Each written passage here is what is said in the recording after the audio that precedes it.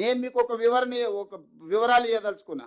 3 రకాలు నీటి నిల్వలు ఉంటాయి. 1 రిజర్వాయర్, 2 బ్యారేజ్, 3 డ్యామ్.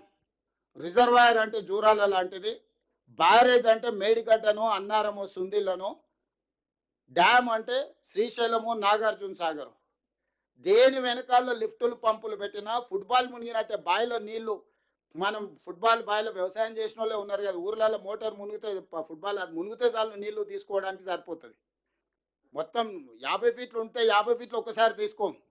ఆయన అపాయింట్ చేసిన ఇంజనీర్స్ ఏం రిపోర్ట్ ఇచ్చిండ్రు? మీరు 35 రోజులు రోజుకు 2 టీఎంసీలు 70 టీఎంసీలు తీసుకోవడానికి 35 రోజులు ఫ్లడ్ 1,00,000 క్యూసెక్స్ లేవు, 25 నుంచి 28 డేస్ ఉన్నాయి.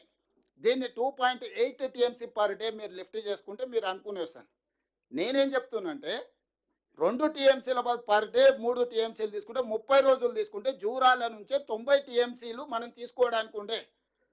కృష్ణా జలాలు కానీ, భీమా జలాలు కానీ పాలమూరులకు ఎంటర్ కాగానే తల దగ్గరనే మనం ఒడిసి పట్టుకుంటే సుక్క నీరు ఇయ్యాల రాయలసీమ ఆంధ్రప్రదేశ్ తీసుకుపోనీకి. అది పోతిరెడ్డిపాడు కావచ్చు, ముచ్చుమరి కావచ్చు, మాల్యాల కావచ్చు, రాయలసీమ కావచ్చు, ఎవరికి చుక్క నీళ్ళు దొరకకపోతుండే.